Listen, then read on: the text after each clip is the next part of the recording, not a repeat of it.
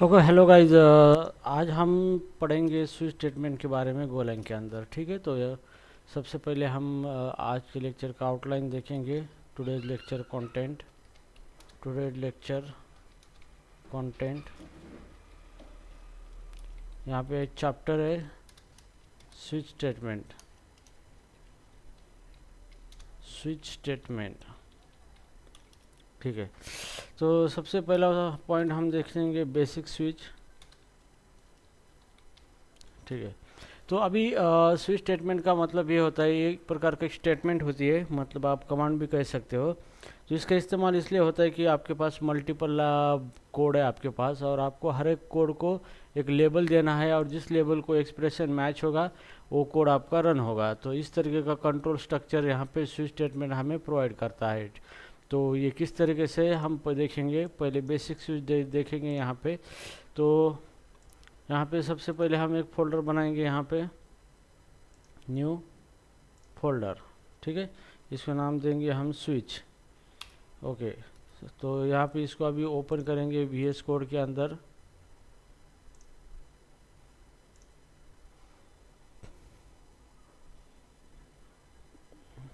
Okay, तो इसको हम एक मेन फाइल बनाएंगे, main.go फाइल, main.go। और यहाँ पे हम एक मॉड्यूल क्रिएट करेंगे। आपको मॉड्यूल क्रिएट करना है यहाँ पे, वो इम्पोर्टेंट है प्रोजेक्ट बनाने के लिए। ओके, यहाँ पे गो मॉड यूनिट कमांड देनी है। मॉड्यूल का नाम कुछ भी दे सकते हो, मैं दे दूंगा कोड लैंग्स। और यहाँ पे ये मेरा मॉड फाइल बन चुकी है, यहाँ पे गो मॉड फाइल बन चुकी है। ठीक है, अभी हमें गो लैंग का प्रोग्रामिंग स्ट्रक्चर बनाना है, जहाँ से हमारा गो प्रोग्राम स्टार्ट होगा। यहाँ पे पैकेज मेन, और यहाँ पे फंक मेन, और ये यहाँ से हमारा गो का प्रोग्राम क्या होगा, स्टार्ट हो जाएगा। ठीक है, तो ये है गो प्रोग्राम का एक बेसिक स्ट्रक्चर है यहाँ पे, जिसका यूज़ करके हम गोलैंग का प्रोग्राम एग्जीक्यूट करते हैं यहाँ पे। ठीक है, तो हम देख रहे हैं अभी स्विच स्टेटमेंट के बारे में यहाँ पे, कि बेसिक स्विच किस तरीके से लिखा जाता है यहाँ पे। तो स्विच लिखने के लिए मान लो मेरे पास एक नंबर है। ओके, जैसे मैं यहाँ पे var num नाम से वेरिएबल डिक्लेयर करता हूँ, और उसके अंदर एक वैल्यू देता हूँ 5। अभी मैं यहाँ पे क्या करना है, मान लो जैसे कि स्विच यहाँ पे लेते हैं स्विच, और स्विच लेने के बाद इसके अंदर इस नम को दे देंगे हम। ठीक है, अब ये नम जो है इसी को कहा जाता है स्विच एक्सप्रेशन कहा जाता है। ठीक है, तो इस नम को दे देंगे हम यहाँ पे। अब हम क्या करेंगे, मल्टीपल केस लिखेंगे, मतलब मल्टीपल ब्लॉक। अगर नम 1 है तो यहाँ पे ये ब्लॉक रन होगा fmt डॉट println, और हम यहाँ पे लिखेंगे 1। ठीक है, इस तरीके से। तो ये यहाँ पे इसको कंट्रोल स्पेस दे देंगे, ये पैकेज इंपोर्ट हो जाएगा, fmt पैकेज यहाँ पे fmt, ये हो गया। हम यहाँ पे केस सेकंड लिखेंगे, इसको लेबल दे देंगे 2, और उसके अंदर कोड लिखेंगे fmt डॉट println, और इसके अंदर लिखेंगे हम 2। ठीक है, तो इस तरीके से सेम यहाँ पे हम लिखेंगे केस 3 fmt डॉट println, और यहाँ पे लिखेंगे 3। ठीक है, और फाइनली यहाँ पे हम लिखेंगे केस 5 fmt डॉट println, और यहाँ पे लिखेंगे 5। ठीक है, तो गाइज यहाँ पे देखिए हमने क्या किया है, हमने यहाँ पे एक स्विच लिया है यहाँ पे, और यहाँ पे एक एक्सप्रेशन लिया है, मतलब एक वेरिएबल की वैल्यू यहाँ पे लगाई है यहाँ पे। और ये कोड है, एक code 1, code 2, code 3, code 4, 4 code है। चारों में से कोई एक कोड हमें रन करना है। हर एक कोड को हमने एक लेबल दिया है, केस 1, केस 2, केस 3, केस 5। जो भी केस मैच होगा इस नम से, तो उसका ये ब्लॉक रन होगा और प्रोग्राम हमारा टर्मिनेट होगा। ठीक है, तो अभी इस केस में क्या हो रहा है, नम इक्वल टू 5 है, मतलब नम की वैल्यू कितनी 5 है। तो 5 किससे मैच हो रहा है, इससे मैच नहीं, इससे भी मैच नहीं, इससे भी नहीं मैच हो रहा है, इससे मैच हो रहा है। तो इससे मैच होने के बाद ये ब्लॉक क्या होगा, आपका रन होगा। तो इस तरीके से आपका स्विच केस रन होगा यहाँ पे, ठीक है। तो मैं इसको रन करता हूँ यहाँ पे, go run command main dot go file, और जैसे कि इसको रन कर देता हूँ यहाँ पे, तो आउटपुट आ चुका है 5, मतलब कौन सा मेरा कोड रन खुद हो चुका है यहाँ पे, दिस कोड इज़ एग्जीक्यूटिंग, ठीक है। तो ये कोड मेरा इस तरीके से रन हुआ है। तो ये जो होता है इसी को हम स्विच स्टेटमेंट बोलते हैं। तो स्विच स्टेटमेंट इस तरीके से काम करता है। तो आप मल्टीपल ब्लॉक लिख सकते हो कोड के, हर ब्लॉक को केस से एक लेबल देते हो। तो ये है लेबल, ये 1, ये 2, ये 3, इसी को क्या कहा जाता है, लेबल कहा जाता है, ठीक है। तो हर एक कोड को आप एक केस के द्वारा लेबल देते हो, और वो लेबल को जो भी एक्सप्रेशन की वैल्यू मैच होगी वो ब्लॉक क्या होता है, कोड ब्लॉक रन होता है यहाँ पे। तो इस तरीके से क्या होता है, आपका स्विच स्टेटमेंट वर्क होता है यहाँ पे, ठीक है। तो ये तो हो गया आपका बेसिक स्विच स्टेटमेंट यहाँ पे। अभी हम देखेंगे स्विच स्टेटमेंट विदाउट एक्सप्रेशन। तो इसी को एक्सप्रेशन कहा जाता है यहाँ पे। तो अभी देखेंगे स्विच स्टेटमेंट विदाउट एक्सप्रेशन। समझ में आ रहा है?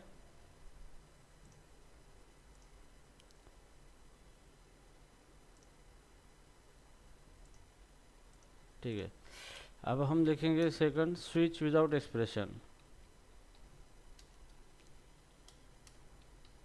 स्विच विदाउट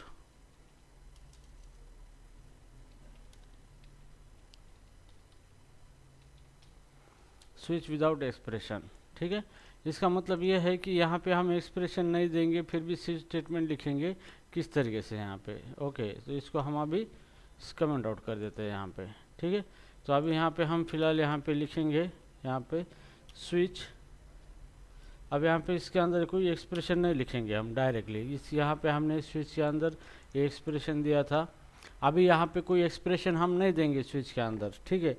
अब हम डायरेक्टली क्या करेंगे, जो केस है केस के अंदर हम कंडीशन लिखेंगे। मानो यहाँ पे x है, यहाँ पे where x is equal to 5 value है हमारी, ठीक है।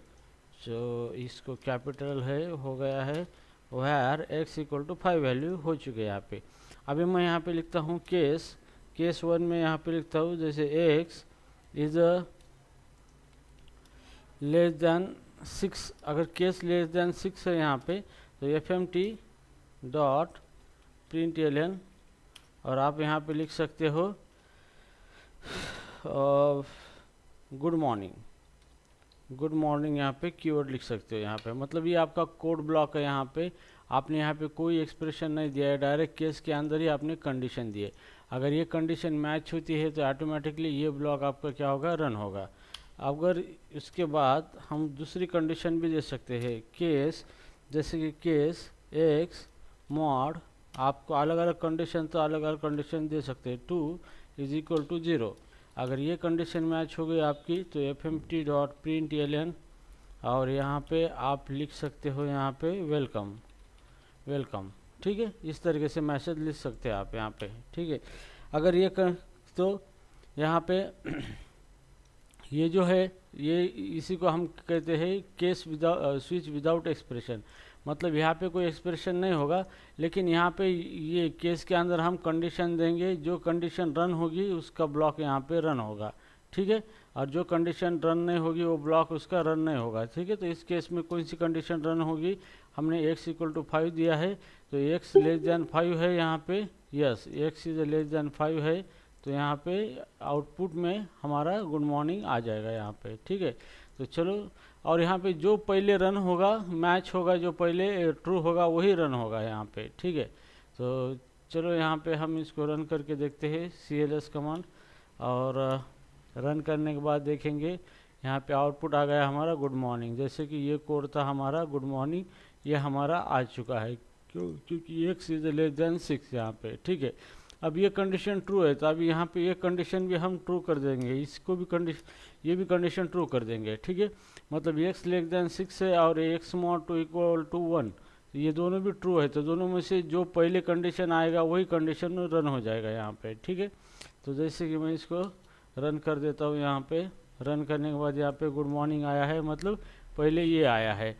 अगर मैं पहले इसको, इससे पहले इसको रखता हूँ यहाँ पे इस तरीके से, और फिर इसको रन करता हूँ इस तरीके से, तो आउटपुट आ जाएगा यहाँ पे वेलकम, तो यहाँ पे वेलकम आउटपुट आ जाएगा क्योंकि ये कंडीशन ट्रू हो जाएगा यहाँ पे। ठीक है, तो इस तरीके से आप स्विच से स्टेटमेंट लिख सकते हो, उसी को कहा जाता है switch without expression.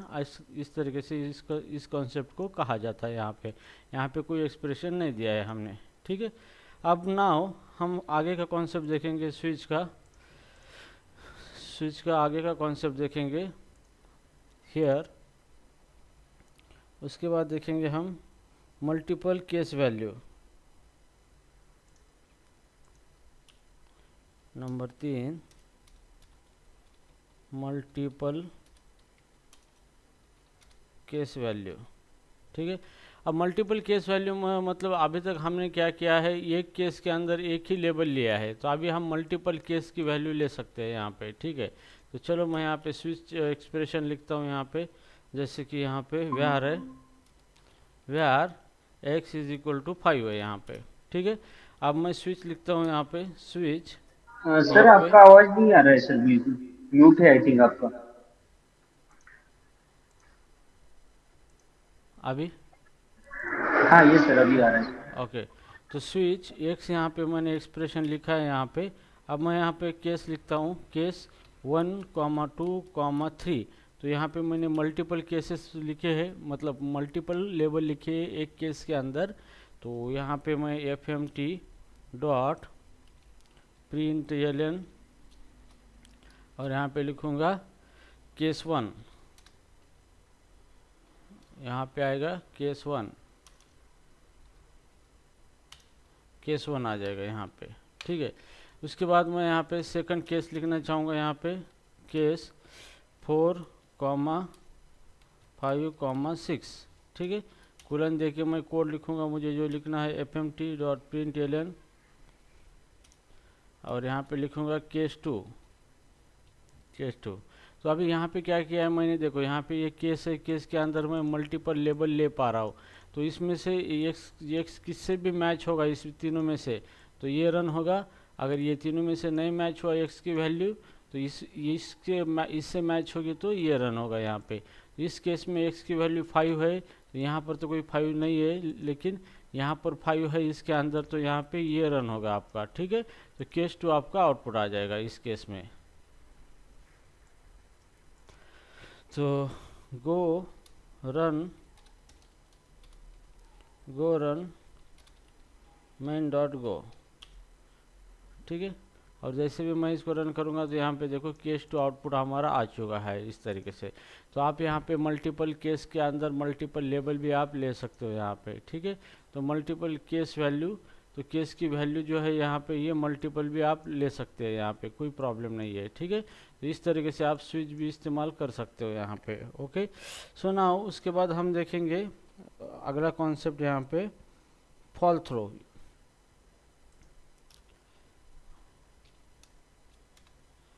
Switch using fall through. ठीक है, अब स्विच यूजिंग फॉल थ्रो का मतलब क्या होता है, यहाँ पे जो भी केस मैच होता है, मान लो ये केस मेरा मैच हुआ है तो ये रन होता है और ये स्विच एग्जिट हो जाता है। जैसे मान लो ये केस मैच हुआ है मेरा, तो ये केस रन होगा और उसके बाद क्या होगा, ये नीचे नहीं जाएगा, डायरेक्टली एग्जिट होगा। लेकिन फॉल थ्रो का मतलब क्या होता है कि अगर आपका कोई केस मैच हुआ है फिर भी आपको निचले वाले केस एग्जीक्यूट करना है, तो आप फॉल थ्रो का इस्तेमाल कर सकते हो। तो जैसे कि मैं इसको कमेंट आउट देता हूँ, फिर से लिखता हूँ यहाँ पे जैसे मेरे पास वेरिएबल है व्यार, एक नम नाम से वेरिएबल है, नम इक्वल टू 10, या फिर हम नाम भी लिख सकते हैं, जैसे कि सिटी इक्वल टू मैं लिखूँगा यहाँ पे Pune, city equal to Pune यहाँ पे लिखा हूँ। ठीक है, तो अब मैं स्विच देता हूँ यहाँ पे, स्विच और स्विच पुणे। ठीक है, अब मैंने स्विच पुणे दे दिया है यहाँ पे। अब मैं केस देना चाहता हूँ, सॉरी पुणे नहीं, यहाँ पे सिटी देना चाहता हूँ। ठीक है, तो अभी यहाँ पे केस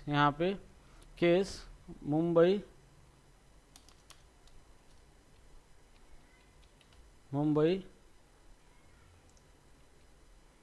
इसको क्या है,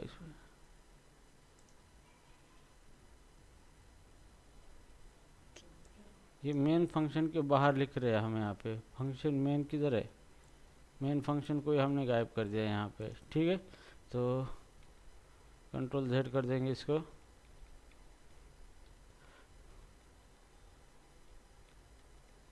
ये मेन फंक्शन है, ठीक है, इसके अंदर, ठीक है। तो यहाँ पे var city is equal to हमने लिखा है पुणे यहाँ पे, ठीक है। तो अब सिटी जो है हमारी यहाँ पे क्या है? पुणे है सिटी, ठीक है। अब हम क्या करेंगे, इसको स्विच लिखेंगे, स्विच, और स्विच में दे देंगे सिटी, दे देंगे हम। ये एक्सप्रेशन सिटी दे दिया हमने यहाँ पे, ठीक है। अभी हम क्या करेंगे, केस में लिखेंगे, केस मुंबई। अगर ये मुंबई से मैच हुआ तो यहाँ पे आउटपुट आएगा FMT मुंबई वाला कोड लिखेंगे, जो कोड हमें लिखना है वहाँ पे, प्रिंट ln यहाँ पे, और यहाँ पे लिखेंगे मुंबई, ठीक है। अगर सिटी मैच हुआ, यहाँ पे केस नासिक, तो यहाँ पे FMT dot print ln Nashik, ठीक है। उसके बाद केस यहाँ पे मैच हुआ है पुणे, पुणे यहाँ पे, तो FMT डॉट प्रिंट ln, और इसको ऊपर हम दे देंगे पुणे यहाँ पे, इस तरीके से, ठीक है। तो हम यहाँ पे नासिक की जगह पुणे दे देंगे यहाँ पे नीचे, इस तरीके से, ठीक है। तो हेयर और एक दे देंगे हम यहाँ पे केस परली। अगर परली मैच हुआ तो यहाँ पे FMT डॉट प्रिंट ln, और यहाँ पे आ जाएगा परली, ठीक है। तो ये यहाँ पे हमने स्विच लिखा है यहाँ पे। तो यहाँ पे ये सिटी यहाँ पे दिए हमने, जो सिटी जिस केस से मैच होगी वो ब्लॉक ऑफ कोड यहाँ पे क्या होगा, रन होगा यहाँ पे, ठीक है। अब इस सिटी के अंदर क्या दिया हमने, पुणे, तो पुणे किससे मैच होगा, यहाँ से मैच होगा, तो आउटपुट इतना आएगा और स्विच हमारा ब्रेक हो जाएगा यहाँ पे, ठीक है। तो आउटपुट क्या आएगा, पुणे आएगा यहाँ पे, ये आउटपुट पुणे आ गया। लेकिन मुझे क्या करना है, यहाँ पे एक बार स्विच मेरा रन हो चुका है, ये पुणे है, तो इसके नीचे के सारे रन करना है विदाउट मैच का, मैच है ना है या नहीं है, कोई लेना देना नहीं है। एक स्विच यहाँ पे हो गया तो मुझे बाकी के सारे स्विच यहाँ पे रन करने, तो मैं यहाँ पे लिखूँगा फॉल थ्रो। फॉल थ्रू लिखने के बाद ये नीचे स्विच आया, स्विच के अंदर आएगा, इसको प्रिंट करेगा, फिर मैं लिखूँगा फॉल थ्रो, तो ये फिर नीचे इसको प्रिंट करेगा, फिर नीचे चला जाएगा परली के अंदर, और उसके अंदर नीचे कोई नहीं है तो फॉल थ्रो लिखने की ज़रूरत नहीं है। तो यहाँ पे आउटपुट क्या आएगा, पहले पुणे आएगा, फॉल थ्रो लिखा है, फिर नासिक के अंदर जाएगा, नासिक आउटपुट देगा, फिर फॉल थ्रो लिखा है, फिर परली के अंदर जाएगा और परली आउटपुट दे देगा, ठीक है। तो यहाँ पे देखो आउटपुट आपका क्या आएगा, इस तरह से पुणे नासिक परली, ओके। तो यहाँ पे मैच हुआ है सिर्फ पुणे, लेकिन आप नीचे वाले केस आपको रन करना है तो आप क्या यूज कर सकते हो, फॉल थ्रो लगा सकते हो, जो कि नीचे नीचे चला जाएगा विदाउट मैचिंग केस। तो इसी को बोला जाता है स्विच विथ फॉल थ्रो, ठीक है। सो नाउ इसके बाद हम देखेंगे पॉइंट।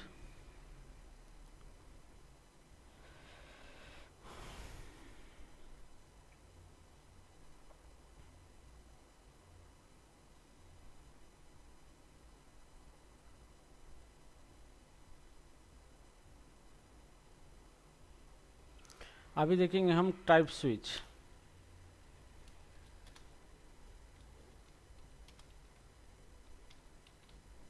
टाइप स्विच, ठीक है। अब टाइप स्विच का मतलब क्या है, यहाँ पे मैं आपको समझा के दिखाता हूँ यहाँ पे, ओके। तो अभी हम देखेंगे टाइप स्विच, देखेंगे यहाँ पे, ठीक है। तो टाइप स्विच का मतलब क्या होता है, जैसे कि मान लो मैं यहाँ पे एक वेरिएबल डिक्लेयर कर देता हूँ यहाँ पे var x, और इसका टाइप मैं रखता हूँ इंटरफेस एम्प्टी, ठीक है। अब इसका मतलब ये क्या है कि एक्स मैंने इंटरफेस एम्प्टी इंटरफेस टाइप इसका रखा है, मतलब इसके अंदर मैं कोई भी वैल्यू रख सकता हूँ, 10 भी रख सकता हूँ, एक्स के अंदर कुछ स्ट्रिंग भी रख सकता हूँ, मुंबई, इस तरीके से। मतलब एक्स यहाँ पे एक्स के अंदर किसी भी टाइप का वैल्यू मैं रख सकता हूँ, ठीक है। लेकिन इसकी वैल्यू मुझे प्रिंट करने के लिए मुझे चेक करना है कि इसके अंदर एग्जैक्टली किस टाइप की वैल्यू है, उसकी श्योरिटी करने के बाद ही मैं इसको प्रिंट कर सकता हूँ, ठीक है। तो यहाँ पे इसी को बोला जाता है टाइप असर्शन। टाइप असर्शन का मतलब ये होता है कि अप्रोप्रिएट वैल्यू हम चेक करके बाहर निकालते हैं वेरिएबल के अंदर से, उसी को टाइप असर्शन बोला जाता है, ठीक है।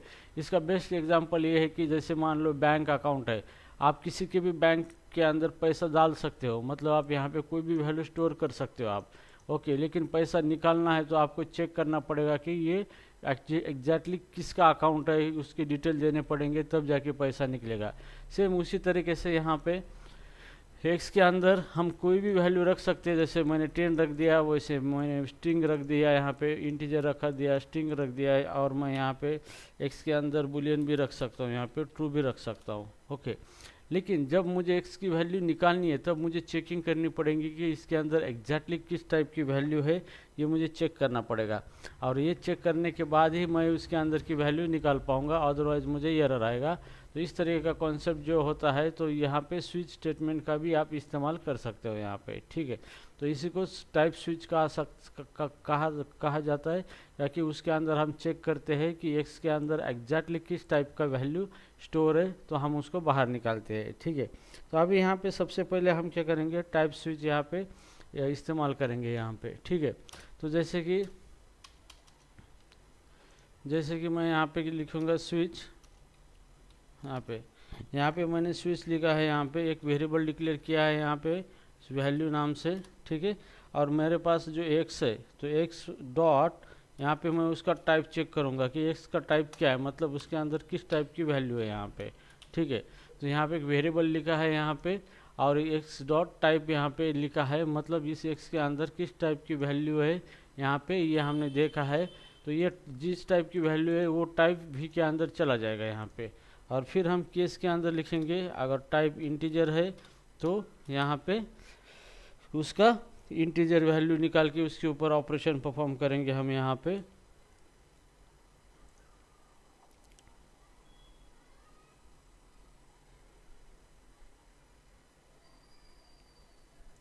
ठीक है। यहाँ पे तो fmt डॉट println, और हम इसको भी प्रिंट कर देंगे यहाँ पे, ठीक है। तो यहाँ पे भी मैंने प्रिंट किया है, सिर्फ आप इसका कोई भी ऑपरेशन कर सकते हैं यहाँ पे। अगर इसका टाइप स्ट्रिंग है तो यहाँ पे हम लिखेंगे टाइप स्ट्रिंग, अगर उसके अंदर स्ट्रिंग टाइप की वैल्यू है यहाँ पे, तो fmt डॉट println, और यहाँ पे हम लिखेंगे यहाँ पे स्ट्रिंग टाइप वैल्यू, ठीक है।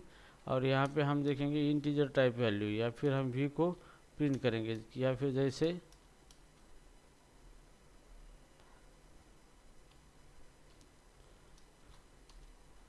इंटीजर टाइप वैल्यू, ठीक है। और वहाँ कॉमा देके हम क्या करेंगे, v को प्रिंट करेंगे, इस तरीके से कॉमा देखो v को क्या करेंगे, प्रिंट करेंगे, ओके, इस तरीके से। तो यहाँ पे क्या हो रहा है, यहाँ पे जैसे मैं यहाँ पे बुलियन वैल्यू दे दूँ केस बुल, और यहाँ पे fmt डॉट println, और यहाँ पे बुलियन टाइप वैल्यू, और यहाँ पे हम प्रिंट करेंगे वैल्यू v, ठीक है। तो इस तरीके से हम क्या कर सकते हैं, टाइप असर्शन का इस्तेमाल कर सकते हैं यूजिंग स्विच स्टेटमेंट, ठीक है। तो ये जो वेरिएबल है एक्स इंटरफेस टाइप का, मतलब इसके अंदर आप कोई भी टाइप की वैल्यू रख सकते हो, और यहाँ पे स्विच के अंदर आप एक्स डॉट टाइप उसकी निकाल सकते हो कि एग्जैक्टली किस टाइप की वैल्यू उसके अंदर है, तो वो टाइप वी के अंदर चला जाएगा, फिर मैच करेगा। इंटीजर टाइप है तो इंटीजर टाइप का ऑपरेशन यहाँ पे रन होगा, स्ट्रिंग टाइप वैल्यू है तो स्ट्रिंग टाइप का रन होगा, और बुलियन टाइप की वैल्यू है तो बुलियन ऑपरेशन यहाँ पे रन होगा। तो इस तरीके का जो भी स्विच स्टेटमेंट होता है, इसी को कहा जाता है टाइप स्विच कहा जाता है, ठीक है। ओके, सो हियर चलो अब इसको हम रन करके देखते हैं। यहाँ पे जैसे CLS कमांड का इस्तेमाल करेंगे क्लियर करने के लिए, और जैसे रन करेंगे यहाँ पे तो यहाँ पे आउटपुट आएगा इंटीजर टाइप वैल्यू 10। मतलब यहाँ पे इसके अंदर कौन सी टाइप की वैल्यू है, इंटीजर टाइप की वैल्यू। अगर मैं यहाँ पे स्ट्रिंग टाइप की वैल्यू देता हूँ यहाँ पे परली, तो यहाँ पे इसका डेटा टाइप यहाँ पे क्या निकलेगा, स्ट्रिंग निकलेगा, और स्ट्रिंग मैच होगा, और यहाँ पे ये स्टेटमेंट रन होगा यहाँ पे स्ट्रिंग टाइप वैल्यू का। और जैसे मैं इसको रन कर दूंगा यहाँ पे तो स्ट्रिंग टाइप वैल्यू यहाँ पे आ चुका है इस तरीके से। ठीक है, तो इस तरीके से आप क्या कर सकते हो, टाइप स्विच यहाँ पे यूज कर सकते हो। मतलब केस के अंदर आप डेटा टाइप मेंशन कर सकते हो, ना कि वैल्यू। इसके आगे हमने वैल्यू मेंशन किया था केस के अंदर। अब इस तरीके के स्विच के अंदर हम डेटा टाइप यहाँ पे मेंशन कर देंगे इस तरीके से, और उसी डेटा टाइप के ऊपर वो आइडेंटिफाई करेगा कि कौन सा डेटा टाइप मैच हुआ है। जो मैच हुआ है वही ब्लॉक क्या करेगा, वो रन करेगा। तो इस तरीके का कॉन्सेप्ट इसको कहा जाता है टाइप स्विच को, इसको कहा जा सकता है। ठीक है, यहाँ पे 4 और यहाँ पे 5। ठीक है, उसके बाद हम देखेंगे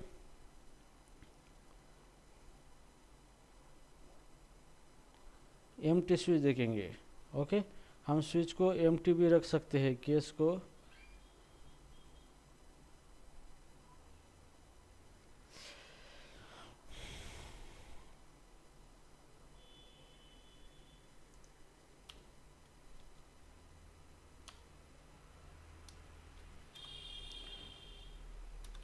एम्प्टी स्विच।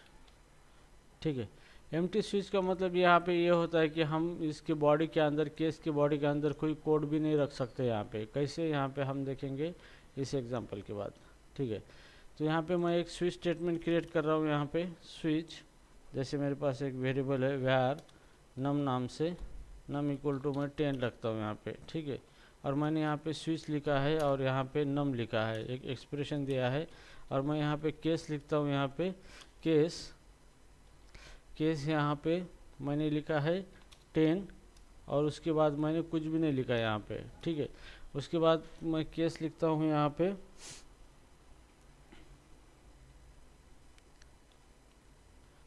मैं इसके बाद लिखता हूँ यहाँ पे 10 लिखता हूँ। इसके बाद मैं यहाँ पे लिखता हूँ केस, उसके बाद यहाँ पे लिखता हूँ जैसे कि 11, और इसके अंदर मैं लिखता हूँ fmt dot println।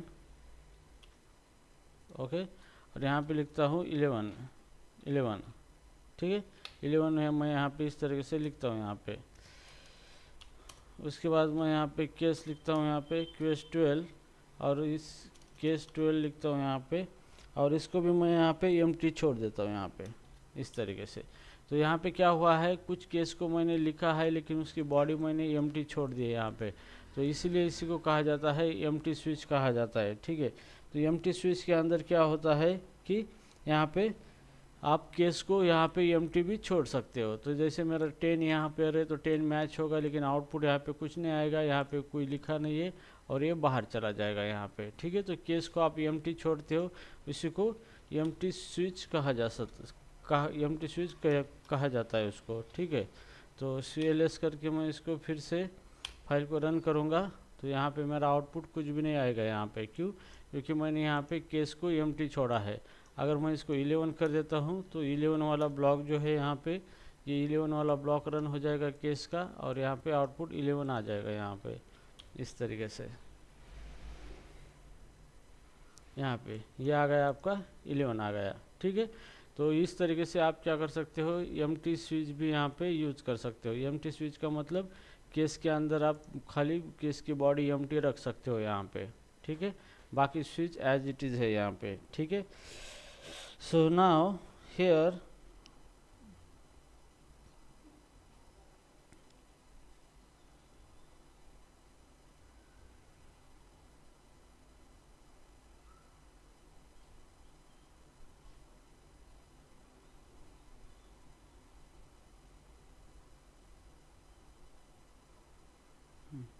switch with initialization statement.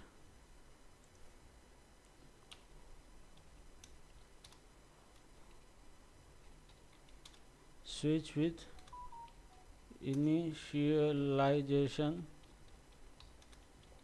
statement. ठीक है, तो आप स्विच के अंदर एक वेरिएबल भी इनिशियलाइज कर सकते हो यहाँ पे, तो उसी को कहा जाता है स्विच विथ इनिशियलाइजेशन स्टेटमेंट यहाँ पे। ठीक है, तो यहाँ पे जैसे कि मान लो मेरे पास एक स्विच है, स्विच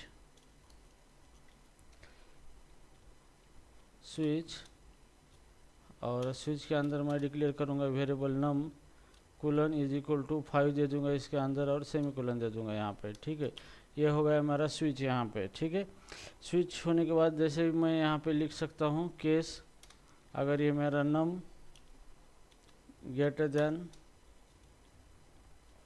10 है यहाँ पे, तो ये केस रन होगा। यहाँ पे आप केस के अंदर एक्सप्रेशन भी लिख सकते हो इस तरीके से। ठीक है, तो यहाँ पे fmt.println और यहाँ पे आप लिख सकते हो केस 1,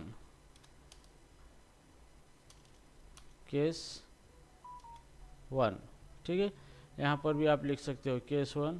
उसके बाद यहाँ पे केस, यहाँ पे अगर num mod 2 is equal to 0 अगर है यहाँ पे, तो fmt.println और उसको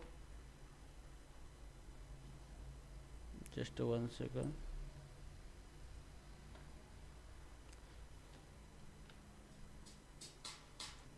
देखेंगे आगे।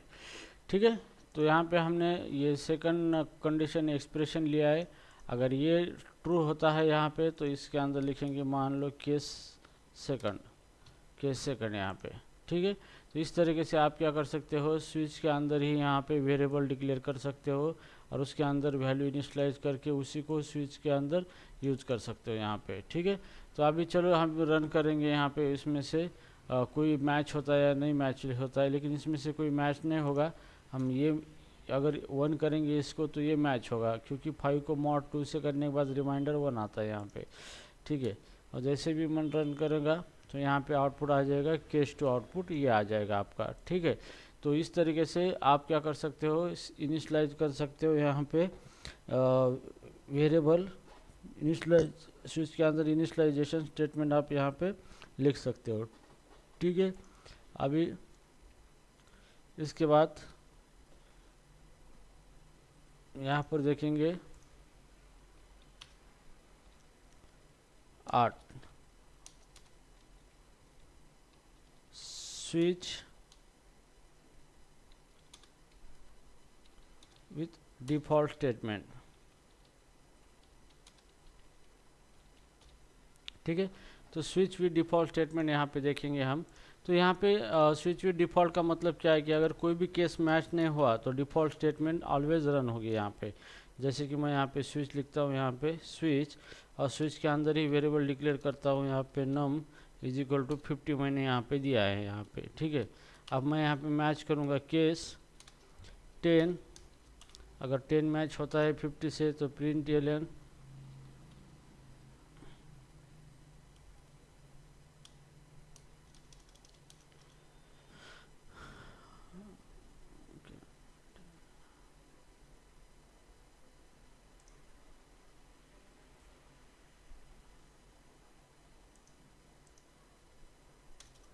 ओके।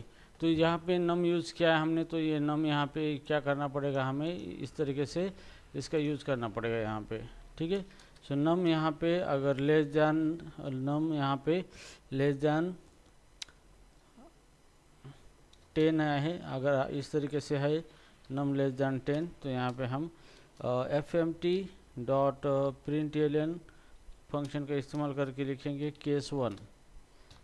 ठीक है, नाउ केस सेकंड लिखेंगे हम num लेस दैन, यहाँ पे 50, सॉरी num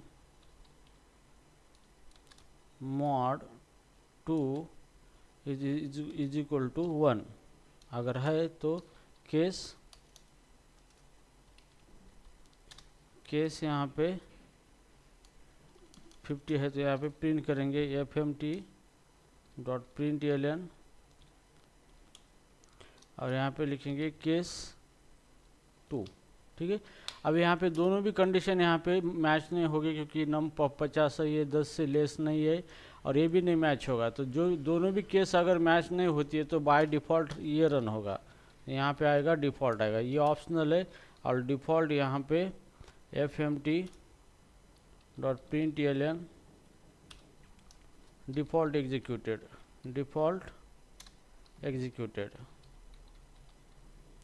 ठीक है, इस तरीके से। तो इस तरीके से क्या होता है यहाँ पे देखो कि जो भी केस है, केस ये है, केस 2 सेकंड है, जितने भी केस है उतने केस में से अगर कोई भी केस मैच नहीं होती है तो डिफ़ॉल्ट स्टेटमेंट के डिफ़ॉल्ट केस ऑलवेज क्या होगा, रन होगा, डिफ़ॉल्ट ब्लॉक ऑलवेज रन होगा अगर कोई भी केस मैच नहीं होगा तो। और ये रन होने के बाद ये उसका और उसके ब्लॉक में जो लिखा है वो उसका आउटपुट दे देगा यहाँ पे, ठीक है। तो इस केस में यहाँ पे कोई भी केस रन नहीं होने वाला है, यहाँ पे डिफ़ॉल्ट केस ही रन होगा और फाइनली डिफ़ॉल्ट एग्जीक्यूटेड ये मैसेज आपको मिल जाएगा यहाँ पे, ठीक है। तो गाइज इस तरीके से आप क्या कर सकते हो, स्विच स्टेटमेंट का इस्तेमाल कर सकते हो। यहाँ पे हमने स्विच की अलग अलग चीज़ें देखी है यहाँ पे, ठीक है। और यहाँ पे और एक पॉइंट है यहाँ पे, जैसे nested switch statement, nested switch,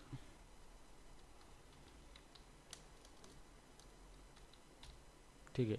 अब नेस्टेड स्विच का मतलब ये है कि आप स्विच के अंदर स्विच भी यूज कर सकते हो, ठीक है।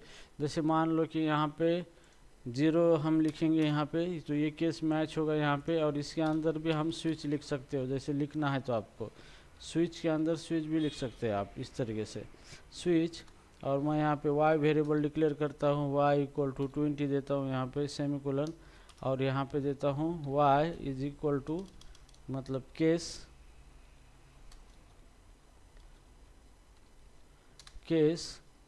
y इज इक्वल टू 20 है, तो ये रन होगा fmt.println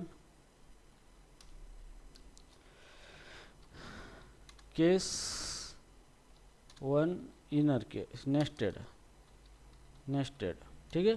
तो ये नेस्टेड केस 1 हो गया यहाँ पे। फिर हमें लगता है दूसरा केस देना है, case y is greater than 10, okay. तो यहाँ y इज ग्रेटर दैन 10, और यहाँ पे fmt.println और यहाँ पे हम लिखेंगे केस 2 नेस्टेड, ठीक है। तो यहाँ पे देखो हमने क्या किया है, ये आउटर केस है यहाँ पे 50 यहाँ पे रखा है। अब ये 50 इससे मैच तो नहीं होगा क्योंकि 50 लेस दैन 10 नहीं है, लेकिन 50 mod 2 इक्वल टू 0 इससे मैच होगा। तो इस केस के अंदर भी हमने दूसरा स्विच लिया है और उसके अंदर वेरिएबल लेके हमने सेम ऑपरेशन परफॉर्म किए हैं जैसे हमने पहले स्विच सीखा था, सेम उसी तरीके से। तो इस तरीके से आप नेस्टेड स्विच भी यूज कर सकते हो, डिफ़ॉल्ट के अंदर भी स्विच ले सकते हो लेना है तो, या फिर आप केस के अंदर भी स्विच इस्तेमाल कर सकते हो यहाँ पे, ठीक है। तो अभी यहाँ पे आउटपुट क्या आएगा हम देखेंगे इस तरीके से। तो आउटपुट आ जाएगा यहाँ पे नेस्टेड केस 1।